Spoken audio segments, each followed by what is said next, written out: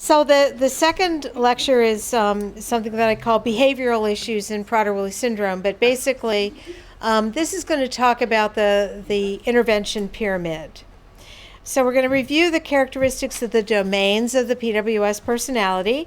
We're going to describe the nature and causes of psychiatric and behavioral issues. We're going to present a conceptual framework for understanding interventions and review the elements of a psychiatric evaluation and critical decision making for treatment. So we conceptualize the PWS personality in 5 domains. So we look at drive-related behaviors. Keep in mind, rather than just focusing this on food, we think of it as food and also non-food, anything that is rewarding to the person. Impulsive and disruptive behavior, that's where the tantrums fit. Anxiety and stress sensitivity. Cognitive rigidity and skin picking. And so just to let you know, when we started to do a questionnaire that looked at a number of different syndromes in all of these domains, what we found is that when the families had food security, really the food wasn't the issue. It was the cognitive rigidity and the anxiety and the disruptive behavior that was causing more problems.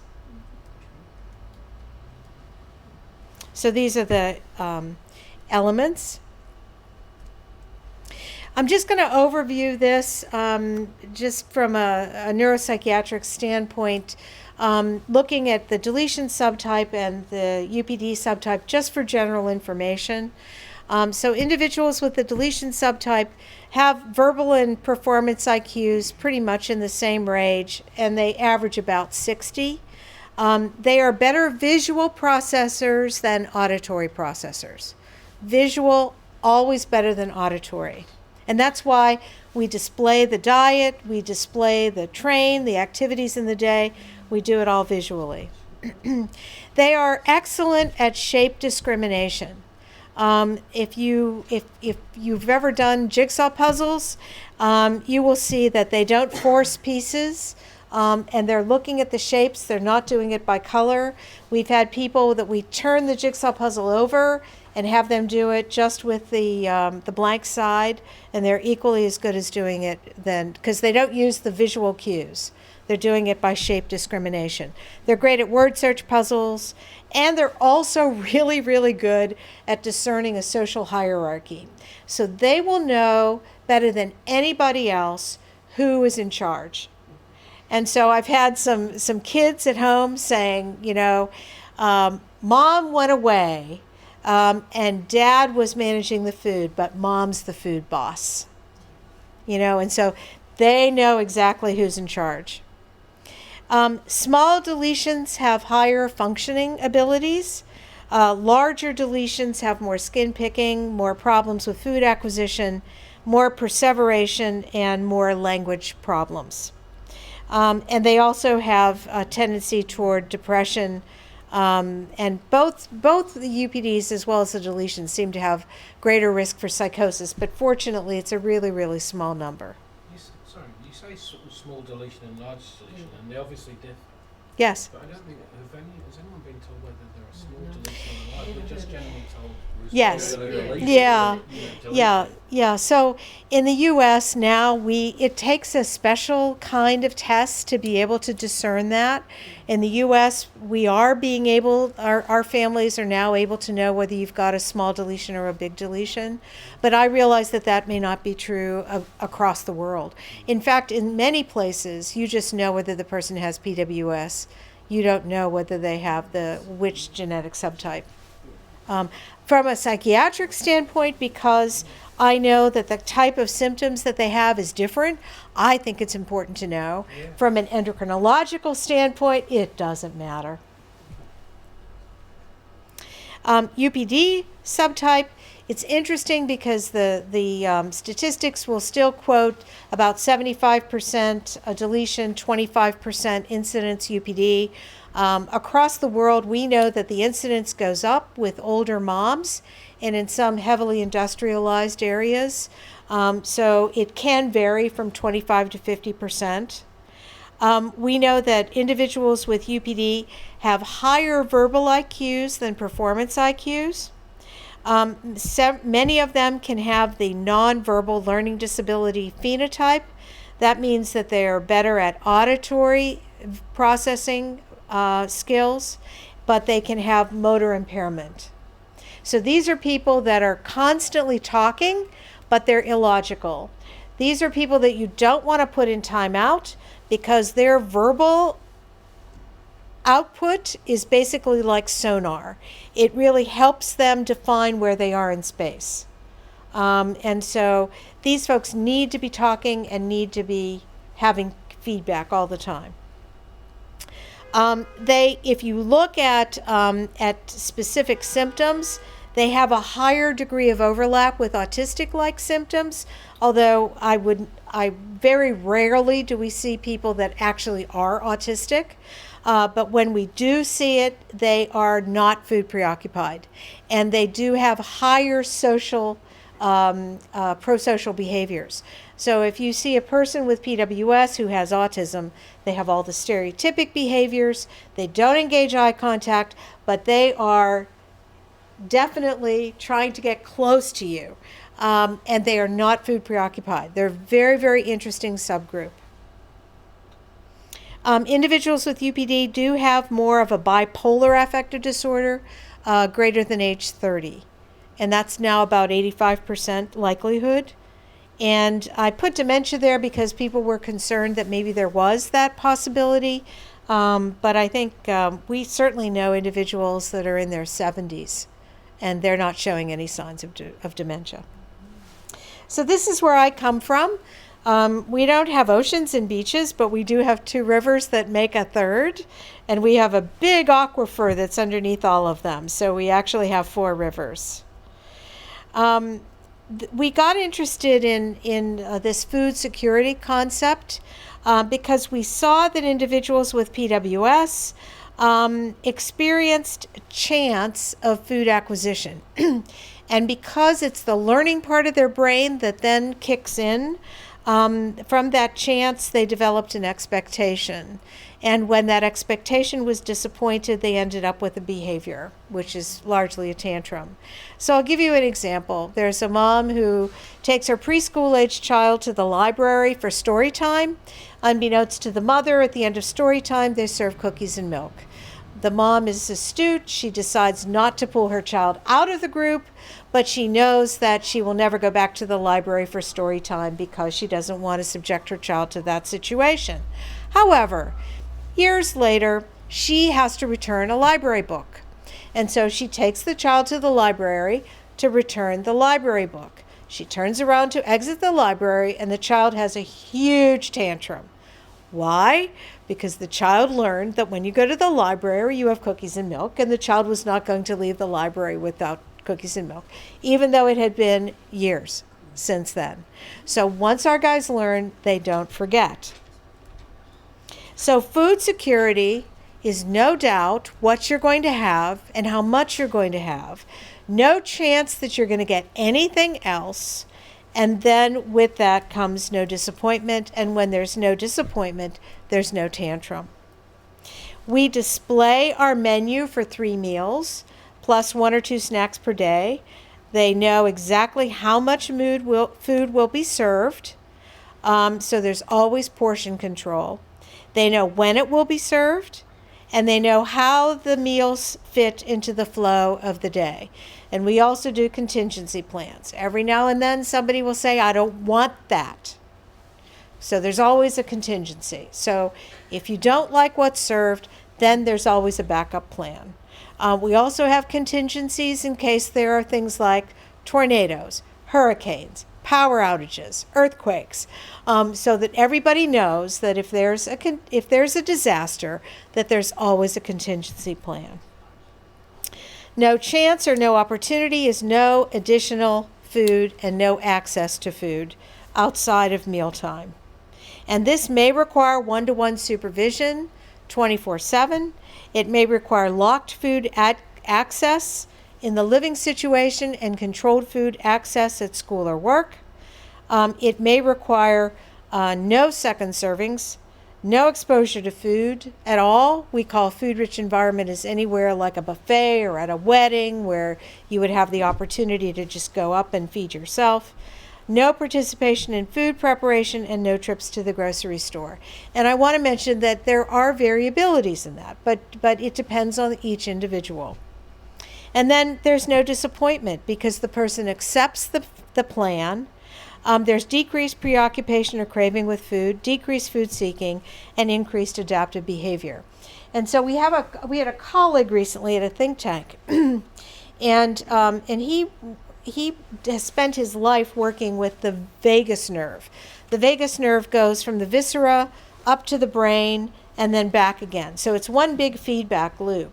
And he notes that there's significant disruption in the vagus with people who are super stressed or have experienced post-traumatic stress. And so one of the things that he was very interested in Prader Willi syndrome is this whole idea of lack of satiety and how the first person was always sort of mindful about food. And so we showed him our logo, and he said, well, that's a happy face. That's contentment. That means that under these circumstances, the person's physiological stress is managed. So therefore, they have a sense of contentment. So I think that is true. I think our guys will tell you that. So food security is actually putting a lock on the thought. So it's not just controlled food access. It's controlling the thoughts about food. And then there's no expectation, no disappointment, and no behavior.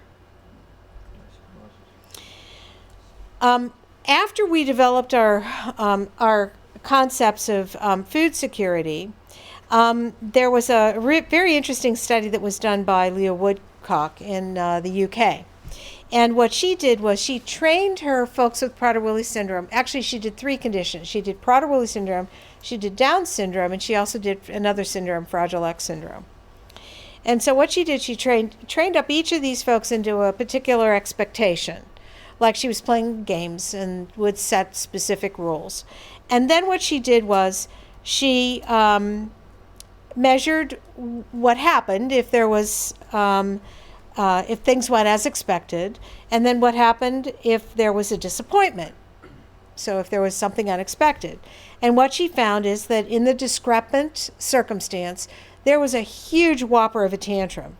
But in Prader-Willi syndrome only, it was like a nanosecond, from the time of the disappointment to the time of the explosion.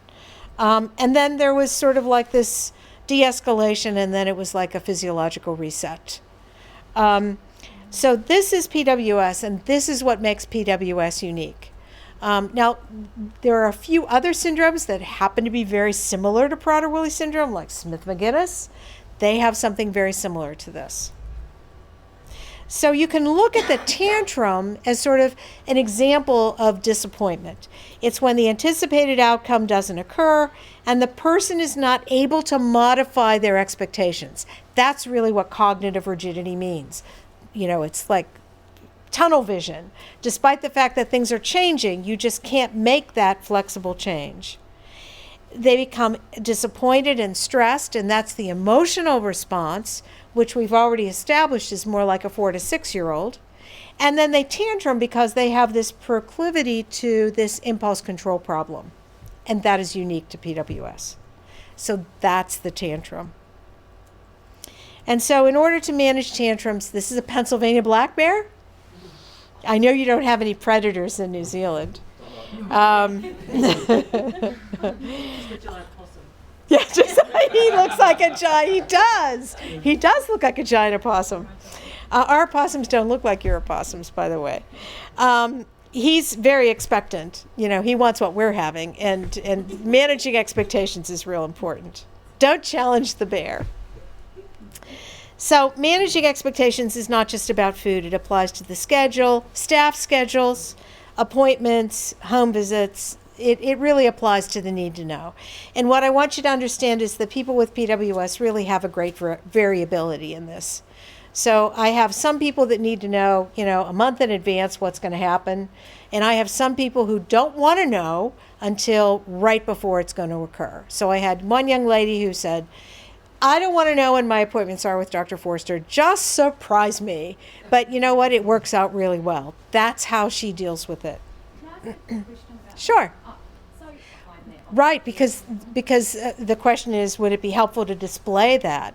I think that's enormously helpful. I also think that putting staff on, who the staff will be for that shift, I think is very important, because staff on shift is staff in charge. Giving her that day in advance and what's expected of the next day and who's you know, Right, but just be aware of the fact that that changes will happen. And so the person has to be able to tolerate those changes. Because if they're expecting George to be on shift and George calls off because George is sick, and Sammy comes on, the person has to be able to tolerate that. That's right. But that's the beauty of having it posted, because if they need to go back and look, or if they're asking you, you can say, did you check the schedule? And so you just redirect them. And so there's not that constant perseverative asking, which parents, by the way, say is slow torture. Even as a sister. So managing expectations is really managing everything that is rewarding for the person. So it's pamphlets, pens, magazine inserts, shower gel, lotion, cigarettes. By the way, cigarettes, you can tell because they don't have a withdrawal. You can do the same thing with cigarettes as you do with food. You can have 3 cigarettes a day. You can have 1 cigarette, or 4 cigarettes. You can have 1 cigarette after every meal, and that's it. And our guys can be perfectly happy with that, so that they have cigarette security. I would prefer that they not smoke at all, and they can just give it up if they find it rewarding. If there's something in it for them to give it up, they will. Because in the vast majority of cases, once they do give it up, they don't go back to it. They're perfectly content to not smoke. Because their physiology is different from ours, and they don't get the same kind of response that everyone else gets from nicotine. It's not the same. And they don't get a withdrawal syndrome. They may think about cigarettes, but they don't get a physiological withdrawal. And I know that for a fact, because we would bring people into the hospital time after time, and when they're in the hospital, they don't smoke. They know that they're not allowed to smoke. We would offer them meds, they would refuse. And they would have no change in vital signs, no indication of any kind of withdrawal. So why do they do it? Sensory. Oh, yeah. Sensory. Okay. It's sensory. Oh, It's a repetitive sensory behavior. So it's possibly started because the parent smokes or something like No, it's because they see it. Yes. Keep in mind, visually, they cue visually. So if they see someone else doing it, they're more likely to do it themselves. So everything's security. Can we ask one Sure. Champix? Champix, yes. I love that. Yes. Right. We did this study in a residential treatment facility, and we looked at those who smoked, and we looked at their food-related behaviors, and we looked at their smoking-related behaviors, and they were identical, except that the food was controlled, the cigarettes were not. So we had people stealing cigarettes, we had people picking up cigarette butts, we had people spending all of their money in the first 2 weeks of the month to buy cigarettes and smoke cigarettes, and then they would have 2 weeks in the month where they had no money and no cigarettes, and they would be perfectly happy. So it is. She will ask strangers for cigarettes. Absolutely. It's the same. Foods, it's cigarette seeking, it's absolutely the same. Bartering services for cigarettes, exchanging preferred, collectibles for cigarettes. The same thing that they would do for food, it's the same. It's the same with cigarettes. But the withdrawal is different from with us to her. That's the difference. There is no withdrawal. She's just still obsessing over the. That's right. The thought is still there, because we're not able to lock the thought. Now, Chantix, let me just tell you. Why do I have this up here? Okay. Many of the agents that we give for smoking cessation have a high likelihood of creating mood instability. And it has to do, and this is true for people who take diet pills or regular people who take medications for smoking cessation. It tips the balance in the reward areas of the brain, and it can destabilize mood. And so what you see is that the person can become more anxious, the person can become more impulsive, the person can have more mood lability, changeability, and this can be a symptom associated with the medication. I've actually had people that have become psychotic, as a result of that. And so I am very, very careful, especially in PWS. I like not using those agents because it doesn't take much to tip our guys over. I didn't think the doctor would give them to me, but they did. And like that's now the second time within 12 months. Yeah.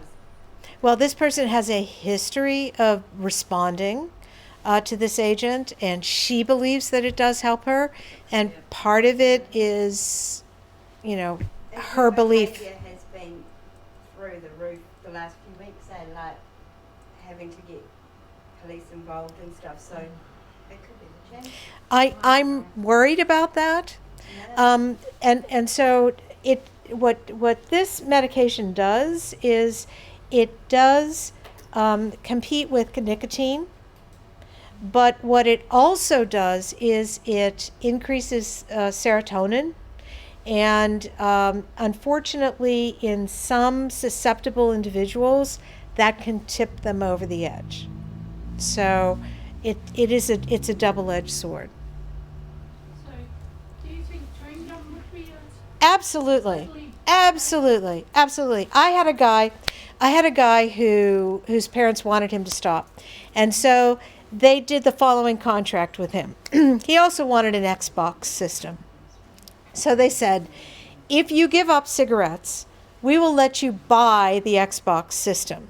And if you continue to abstain from smoking, we will let you play the Xbox. Okay? That was a beautiful two-stage intervention that worked beautifully. Okay? So something like that, finding what else is rewarding for the person and being able to provide that in a way to help them lead a more healthy lifestyle, that's really helpful. But the most important thing is if they don't start, that's the easiest. Okay, so this is the PWS intervention pyramid. So at the base of this pyramid is environmental interventions. And the reason is, if you think back to the problem in PWS, okay, this part of the brain doesn't work. This part of the brain is responsible for adapting inside and out. And so that's why you have to have environmental interventions as the core intervention. Then coping strategies, then incentives, then behavior plans, and look what's on top, medications. And so when I'm working with a person, this is the pyramid that I use. There's international consensus for this. I think too often today, you got a problem, take a pill. Got a problem, take a pill. It doesn't work that way in Prader Willi syndrome because of their very, very unique neurobiological environment inside their brain. They're very sensitive to medication. So environmental interventions really pertains to the environmental buffer. And the essential elements are a controlled food access, calorie management, food security, a daily plan, mandatory exercise, and sensory motor stimulation. Also, sorry? I noticed food security is highlighted on bold. It is bold because it is life-saving.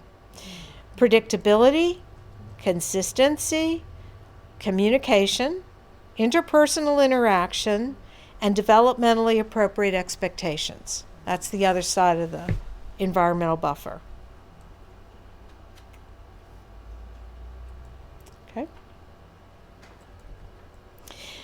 So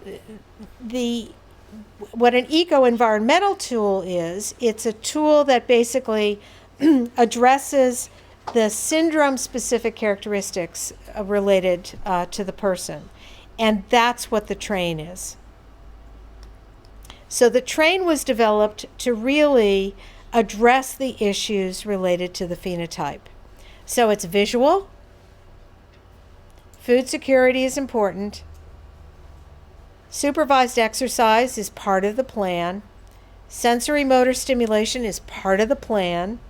Balanced variety of activities, because our guys, when left to their devices, would do the same thing 24/7. They wouldn't want to change up. And we want for people to be able to experience new things so that they can develop new masteries. And then there's also behavioral expectations and response. And so this is basically, these are the expectations that we have for you. And this is what's going to happen if you fall short. And I think everybody should know that.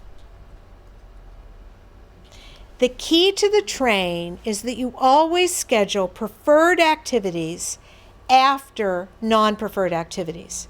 So it's just like a current, okay? You're constantly keeping things moving in the day by having a preferred activity there as a carrot. And this works really, really well. You minimize stress by managing transitions across the day to achieve this word called flow, which is sort of psychological well-being, but it's also being able to move from one thing to the next. It provides predictability, it minimizes uncertainty, and it provides continuous feedback to the person. Keep in mind, this is a feedback deficit disorder. And so what you're doing is, through the train, you're providing continuous source of feedback to the person, which they need. It provides a balance of tasks and activities. It builds self-esteem through mastery, and it sets and reinforces Zeitgebers. So Zeitgebers are these things that allow our brains to know what the rhythms are across the day. When to eat, when to exercise, when to sleep. And these are when to have a break. These are things that are not easily done by the person with PWS because of this deficit. And so we provide that for them. What we know is that a brain that has this kind of predictability and managing these Zeitgebers is a happier, more content brain, and it's less likely to have a mood problem. So when you look at managing, healthy eating, healthy sleeping, healthy exercise, those are all applicable to anybody who has a psychiatric problem because it really helps organize their brain. And that really works in PWS as well. So the environmental buffer is really ideally suited for each individual. So we have this broad idea, but it has to be individualized because no two people are alike. But the other thing that's important is that no two caregivers are alike as well. And so, we have to consider communication because communication turns out to be really, really important for PWS. So there are interpersonal aspects of managing this buffer that are very important. So you have to be interested and patient. Patient because there can be this processing problem. Interested because you want to give that person a sense that they're really important. You want to be understanding things from their point of view. Don't be narrow-minded yourself because that will predispose you to arguing. There is no role for arguing in PWS. You will never win. So don't do it. Tried, it doesn't work. Be upbeat. Don't be negative. Be positive, not punitive. Our guys do not respond to punishment. Don't punish them. It'll only make them mean. Really. If you want them to stop doing something, distract them, redirect them. You can change it up, make a new paradigm, that's rewarding. That's how you get them out of negative habits.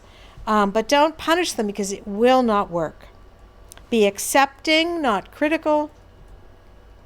Be forgiving, not grudge holding. Because sometimes they do hold a grudge, but most of the time after that tantrum, they're reset. It's us that are holding the grudge. And sometimes it's hard to let go because they can do some really outrageous things that can be very stressful for you. Be proactive, not reactive. If you find that you're being reactive, there's something wrong with your daily plan. You have to be proactive with our guys. Because if you're being reactive, they're in control. If they're in control, their stress level is going to go through the roof because they really can't be in that position to be making those decisions. Be firm, but not stern. Be open to new experience. In one of the group home systems that I consult to, they do something really great with mindfulness. So they have a mindfulness exercise at the beginning of each shift. So it's like whatever happened at home, whatever happened in traffic on the way to your appointment, or on the way to your work, I want you to just sort of put that out of your mind, and I want you to start your shift fresh. And at the end of the shift, they do the same thing. They have a mindfulness exercise so that you can leave what happened on shift there, so that you can not have road rage on the way home, and so you can go home and pleasantly greet your family. Can I? Release the target. Yeah, so you eliminate the audience. So would that be? What is that wise to? I mean, we just remove ourselves from the house and go to the car. In your situation, there's a safety issue, and keeping yourself safe is essential. So as soon as she's it's going to go down. The key is, like I mentioned before, to sort of define what the anatomy of that person's tantrum is. So what those key factors are, and at what point you can do a sort of a distraction or some type of an intervention that will sort of de-escalate the situation. But you also know that at some point you're not going to be able to intervene. What you're describing is a situation where you remove yourself from the situation. So really, what's the point? If the explosion is going to happen, it's going to happen either way, but it doesn't have to happen if having an audience, sort of makes it more likely that it's going to happen. And it's very emotional for us, and that she can calm down, like you said. Yeah. That train set. So right. So the most important thing is, in any circumstance, everyone has to be safe. Number one, safety first. Okay, and if you feel that by remaining in the situation that you are going to be the target of aggression, then you must remove yourself from the situation. Now, the only concern that I have, and this is that I happen to know this person, so that chances of that person doing something to themselves is much less than the chance of them doing something to you. And so that's why removing yourself from the situation works. If this were a situation where the person had a high degree of likelihood that they would harm themselves, as I mentioned before, I have some people who ingest things, that would be self-injurious, then you have to manage the person. And then you're involving multiple people in some type of physical hold that will keep the person safe. Thank you. Okay, so with communication, you have to be aware of both your verbal and the nonverbal aspects of your behavior. Even though this part of the brain is not working, this part of the brain is the fight or flight part of the brain. And so it doesn't take much to tip it over into that fight or flight context. And so if the person sees that, you've got the body posture and the sigh and the pout, that person's going to react to that. You don't want the person reacting with this part of the brain. You want the person reacting with this part of the brain. This is the thinking and problem-solving part of the brain. So watch your body pressure, your body posture, and your emotional affect. always use low expressed emotion. Low expressed emotion is sort of like, Neutral? it's neutral. Do you by chance know who Mr. Rogers is? Was it the painter? No, Mr. Oh. Rogers was in Pittsburgh. We had a beloved character who had a children's program. And many of us grew up with Mr. Rogers. And he had a trolley car, and he had a number of great characters that were all part of his daily program with the kids. And so he had this way of just sort of being very slow in the way that he talked and sort of a little bored. But it was always in a very kind way. And so we always say that low expressed emotion model really is Mr. Rogers.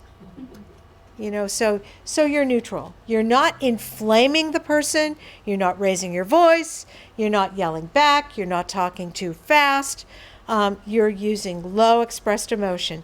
It is the number one tool. Sorry, what if you're trying to praise the person? I'm sorry, praise? Yeah. Would Yes. you still use a low expressed voice, or would Sure. you emphasize the? I wouldn't take it up a couple of octaves, because what you really want, either way, you want for the person to hear what you're saying. Okay? If it's too shrill, wow, you did a great job. That might be a little over the top. But I might say, you are doing a great job today. Or I might say, you must be really proud of yourself for holding it together.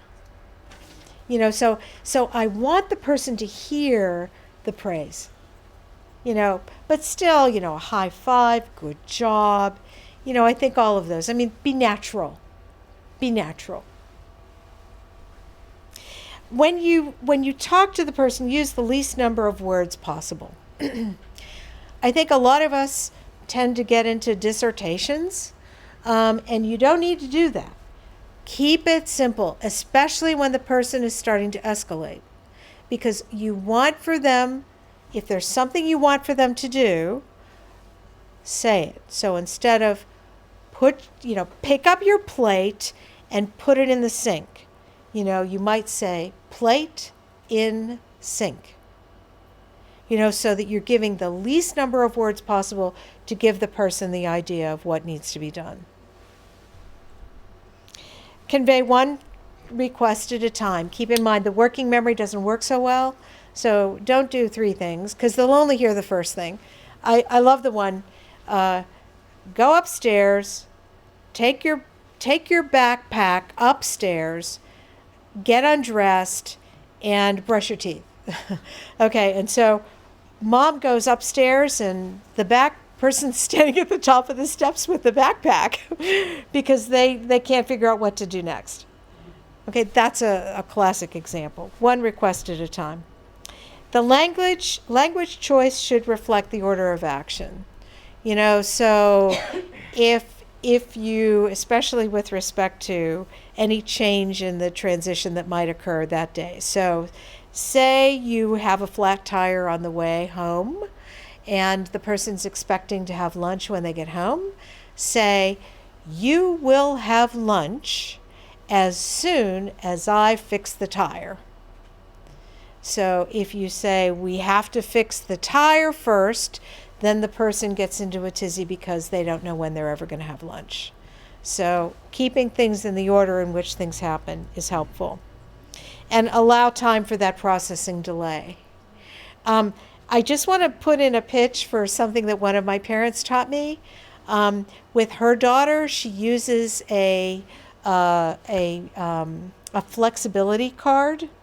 So what she's done in the course of the day, if there's going to be something that's a little bit different, out of order, she uses, pink happens to be her favorite color, so she made these, nice laminated hot pink flexibility cards. So when there's going to be a change, the mom will show the flexibility card, which signals the problem solving and thinking part of the brain that you have to be flexible because something a little different is going to be happening next. But it's really worked quite well for her.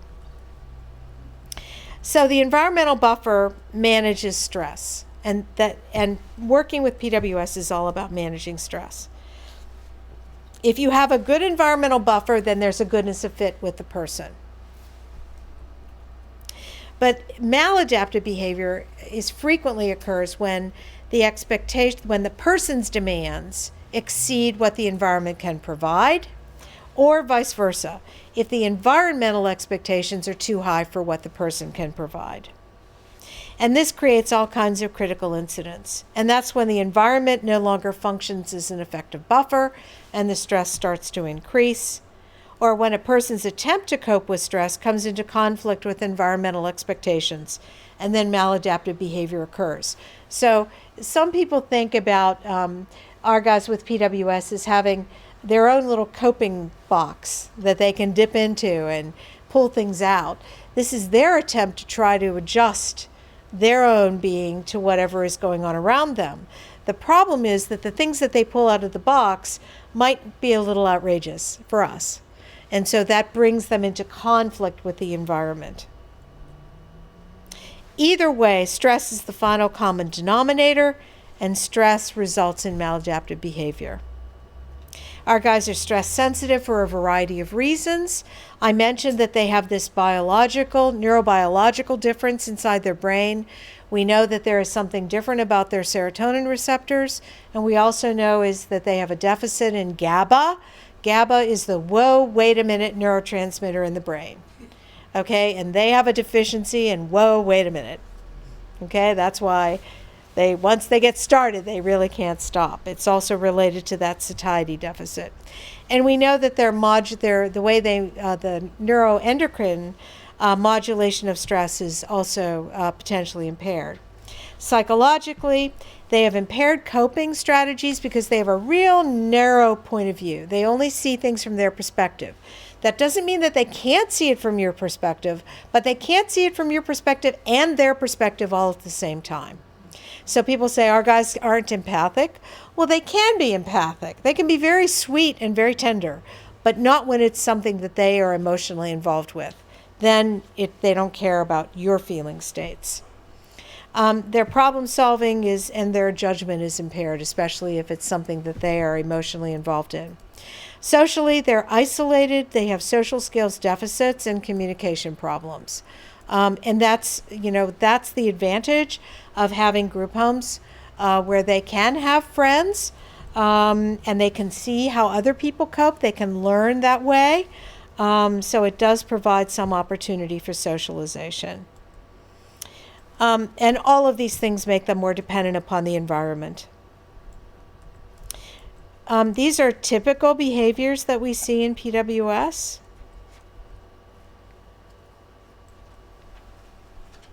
Like I said, the perseveration is what parents refer to as slow torture. And I gave you this paradigm before, but I think it's worth mentioning again. Each person has their own baseline. Each person under stress will have increased intensity of those behaviors, and then it tips over into the balance of aberrant behaviors. I've also seen this with medications. So you start a medication and you see that sometimes for typical behaviors, like cognitive inflexibility or perseveration, a medication will be started, there's a transient improvement, and then there's increased intensity of typical behaviors, which unfortunately might herald the onset of a problem where the medication actually induces a psychiatric disturbance. And we've seen this so many times across my career that I've spent more time taking people off medications than putting them on. But keep in mind that the second rung in the environmental pyramid intervention pyramid is coping strategies. And we do help people with coping strategies, adaptive coping strategies. And it does require the participation of the caregivers. And I look at this as actually an opportunity to help both people with stress. So I teach and reinforce an appropriate behavior in context because our guys don't generalize well. So I will often teach them something new. If I'm dealing with a problem behavior, I'll teach it in a new context, a new behavior in a new context. I often use relaxation strategies like counting or progressive muscle relaxation. I like to do some deep breathing. It's tough for our guys because they don't like to take deep breaths. So I look at ways to sort of help them do that, either by pretending to blow out a candle or possibly playing a game with a straw where they're blowing cotton balls across the table. That sort of helps with taking deep breaths and also breathing. I do anger management, which could be counting. It could be helping them understand when they should remove themselves from the situation, to take a bit of a time out, a cool down. In other places in the world, they use colors as a way of sort of helping manage their emotional excitement, so that they'll have a green room to sort of help them calm down, which I found really interesting, or listening to music as a way of calming themselves. I do social skills training, and I use social stories a lot to try to help put points across, because sometimes people will see it easier in someone else. Some people might do this instead of you need to do this. Some people might do this. And I do require an apology for maladaptive behavior, because I think many times when our people have done something outrageous, I think that they do feel badly about it, and I think an apology helps sort of clear the air. But don't expect that the apology means that they won't do it again. And then adaptive escape and avoidance, which is, trying to, do something else to avoid that tantrum from occurring. Now, the thing about the coping with coaching, is that things have to be scripted, rehearsed, and cued. And that means that when you see that the person's sort of escalating and you want to use one of these strategies, you do it with them. Let's do your coping. So you do it with them. And that's why it helps both of you. It helps decrease your stress as well as the person's stress. So that's coping with coaching. So incentives are the next level. So incentives are just things that the person likes, things that the person finds rewarding. Many times these are already in the daily plan, but we offer more of them as a way to help the person sort of getting over rough spots in the daily plan. And it helps to do all of these things. It increases motivation, it helps improve action, it helps increase effort, and it helps increase productivity. And it improves attitude, even if it does have too many T's. So incentives are preferred items or interests or activities that are built into the plan, and it helps to keep the person engaged. So if I have somebody who's having a particular difficulty in the afternoon when they make their transition from school, I might double up on the number of preferred activities for them, so that they can sort of use that time to sort of decompress. These incentives keep the person moving toward the goal, and you can help them by creating a picture in their mind about what things could be, and it helps to focus and sustain their interest. And this is an example. Verbally, I can see you're trying really hard. I can see you want to achieve your goal. I know you really want to achieve your goal. Think how proud you will feel when you achieve your goal.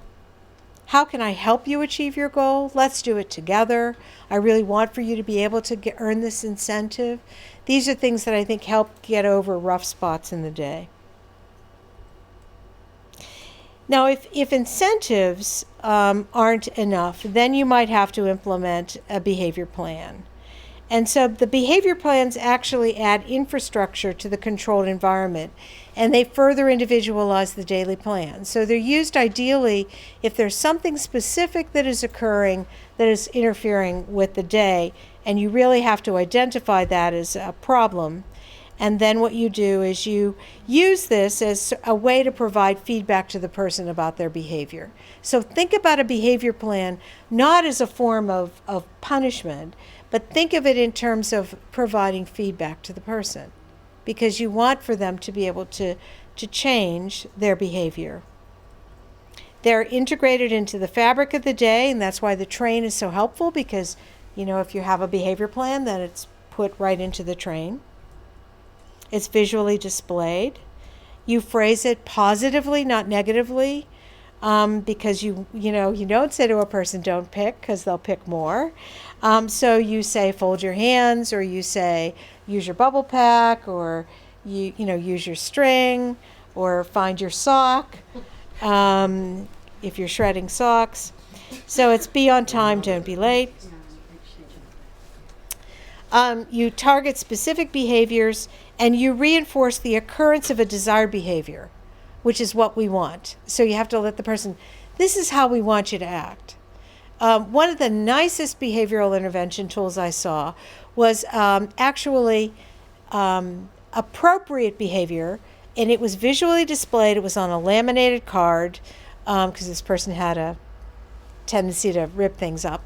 So it was on a laminated card, and on the one side was desirable behaviors. These are things you can do. And so it was very nicely phrased. What I don't like about behavior plans that if they reinforce the absence of behavior. So in other words, if you don't have a tantrum today, then you get your extra time on the computer. It just doesn't help the person learn new behaviors. And again, a behavior plan is really a learning paradigm. You do provide rewards and reinforcers, stars, tokens, points, things. They can be exchanged for something that the person wants. And typically what we do is extra time. So if they like playing on the computer, they can earn extra time on the computer, and they can exchange some of these things. And I like the idea of the train, because you can punch tickets, and so that's a way of the person earning additional time. So, there's this dilemma in psychiatry, because people present to emergency rooms, and your dilemma is this behavior, or is this a psychiatric symptom? And that's what we call psychiatric symptoms.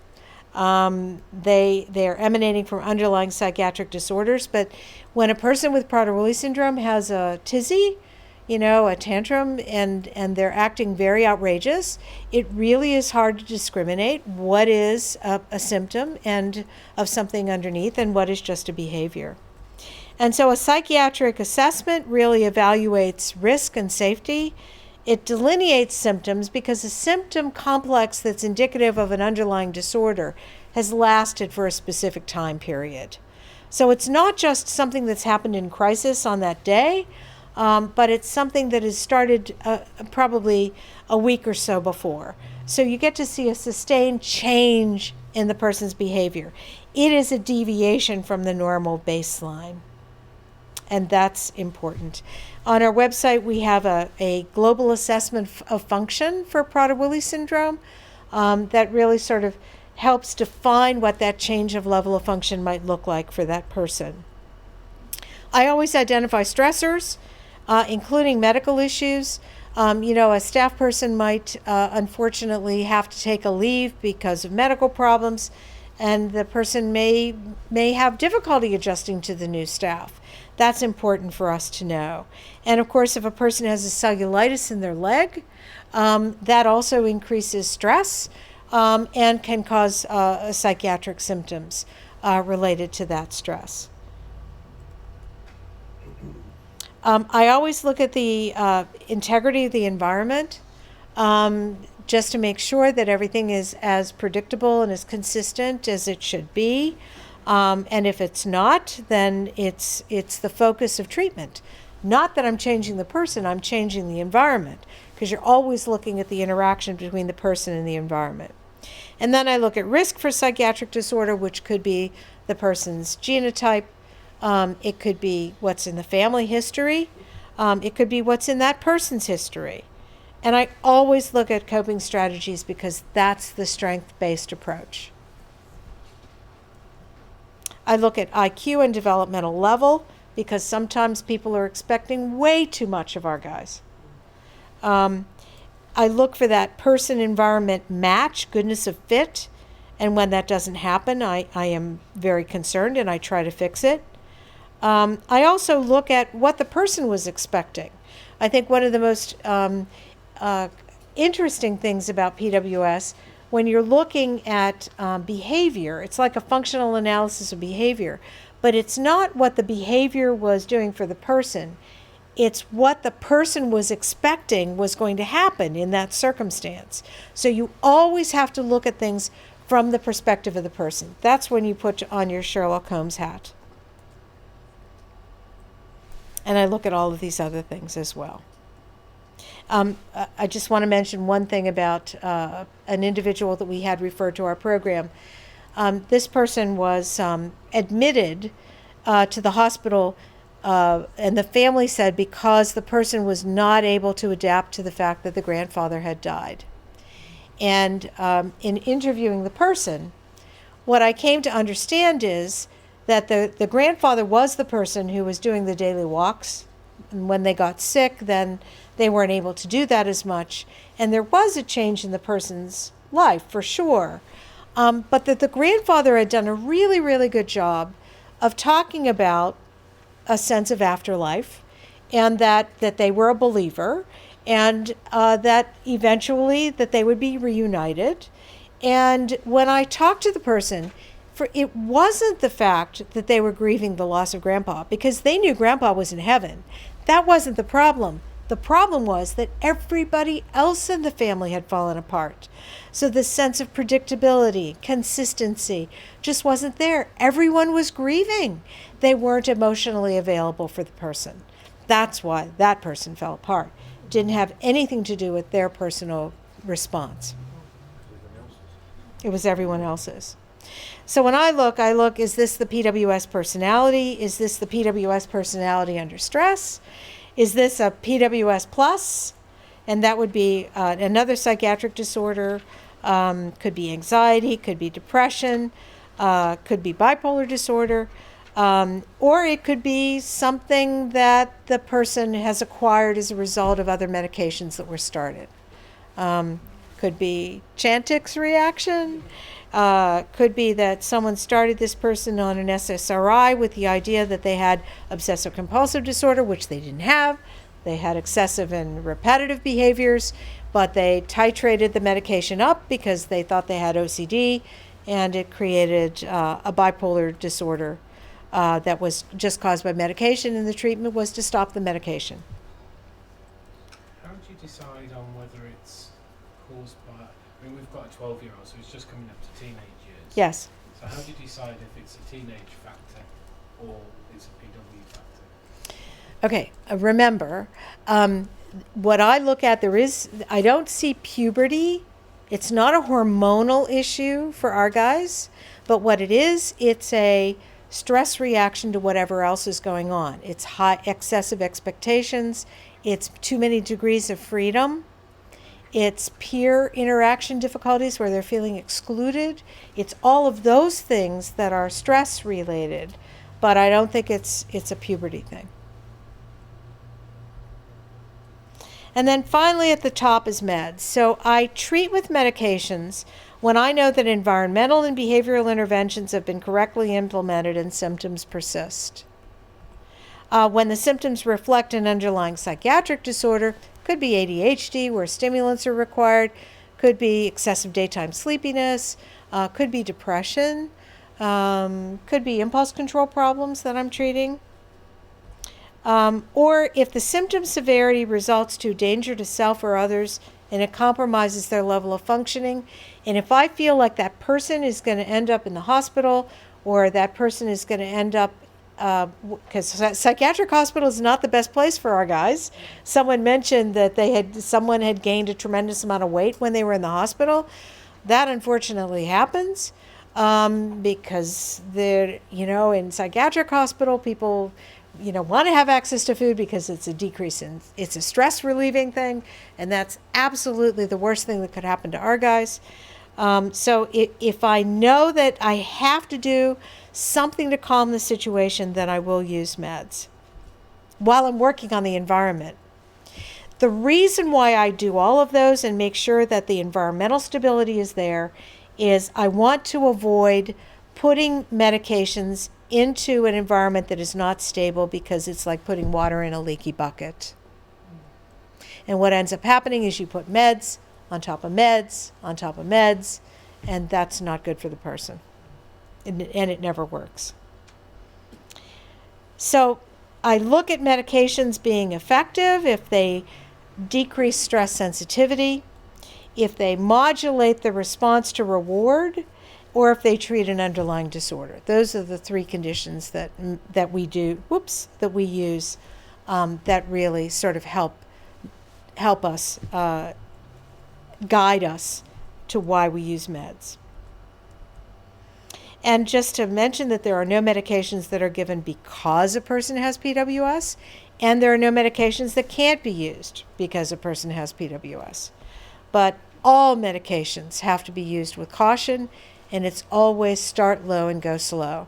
That's the best mantra. And when I say start low, if your doctor says we're going to start the medication at the typical dose that we start everybody else at, say, Dr. Forster says in her psychiatric alert that you should start at an even lower dose, because in our series of looking at mood activation that was caused by medication, we found that people had mood activation at typical starting doses. On the other hand, ridiculously small doses can be very effective. It just takes someone who's willing to try that low dose and monitor them over time. And there is a way in which it works in the brain. We've worked out that mechanism, even if it's just a tiny little bit of an SSRI. So psychotropic medication is the final buffer to help with stress. And as I mentioned before, it's always this balance between invasiveness and personal rights. And we have to monitor that as we perch all of this on top of the PWS intervention pyramid. On our website, we have treatment algorithms for mood disorders, disruptive behavior, anxiety and cognitive rigidity, daytime sleepiness, and skin picking. So all of those are there.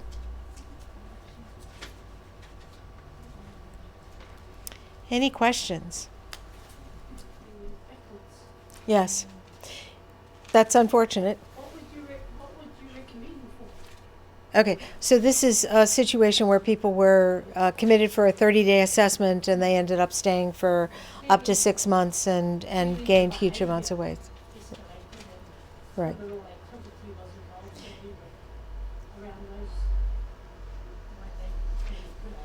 Yeah, so education is our best tool. I know that PWSA, and I'm sure New Zealand Association, have a lot of pamphlets that they can make available. Nowadays, they're PDFs that can be downloaded and sent. We have a psychiatric alert. We have a medical alert. We make that available to our families, so when the person presents to the physician or presents to the emergency room, that goes along with the person in the hope that people will read it and then become informed. We make available consultation with other physicians so that we can help provide guidance And we try to get the person to a Prader Willi environment as soon as we possibly can. I thought that they didn't even come with the Prader Willi package. We knew that wasn't even in the files. Yeah, and yeah, that's unfortunate. And so that's the value of parent organizations, because an educated parent is the best advocate for their child, and that will be across the lifespan. And many parents think that their job is done when their child is placed, and their job is never done. They will continue to be an advocate for that child forever, because if these interventions are not, if the environment is not managed, the person can deteriorate very quickly. It is because the person did deteriorate because of the environment. We knew nothing about it. Right, Yes, it was. right. So our folks, back before we understood the need to manage food, about 50% of people died before they were 15 due to morbid obesity. What we know now we know a lot about obesity hypoventilation, because we treated a number of people that were massively obese, and I know we have some folks here who care for a person who's about who's 200 kilos. That's about 400 pounds, if I'm doing the calculation correctly. That's a very, very, very dangerous weight. And what we have seen, and I'm telling you all of you this because I think if you know someone who has this condition, it's very life-threatening. Obesity hypoventilation presents with massive fluid accumulation in the body, and it starts in the feet and it works its way up. We've seen individuals with hard edema. This is not pitting edema, it's hard edema. So when you feel the legs, the skin is very tight and often very shiny. And this is a very, very bad sign, because what that means is that fluid accumulation is getting up to the level of the heart. And so the person can be tipped into right heart failure. So it's a very, very dangerous circumstance. When people are in that condition, they are very susceptible to getting cellulitis in their legs. And it doesn't take much because the skin is so tight. They could do some picking or some scratching. And we've even seen people have such, we rehabilitated a young man who was 10. He had such edema that the fluid was actually beating up on the legs, and it was draining from his umbilicus. So it was unbelievable, and we totally rehabilitated him. The treatment of choice for obesity hypoventilation is exercise. Exercise is absolutely life-saving. It is absolutely essential. And what typically happens is that people end up getting put into the ICU and trached, and they get diuretics, and none of that works. So just beware. I'm very concerned about this man. Although I do understand that he gets around the community pretty well, which I think is probably life-saving for him, even though, unfortunately, it gets him into a situation where he ends up acquiring food. He at least is moving through the neighborhood. Yeah. The longer. Well, it's certainly a condition that we're learning about every day. And, we don't have the full story yet. That's what makes it so fascinating. Yeah. More and more are coming across it medically. Yeah, so case managers can acquire this information. All of the associations, all of the country associations have information available. And now you can access anything on the internet.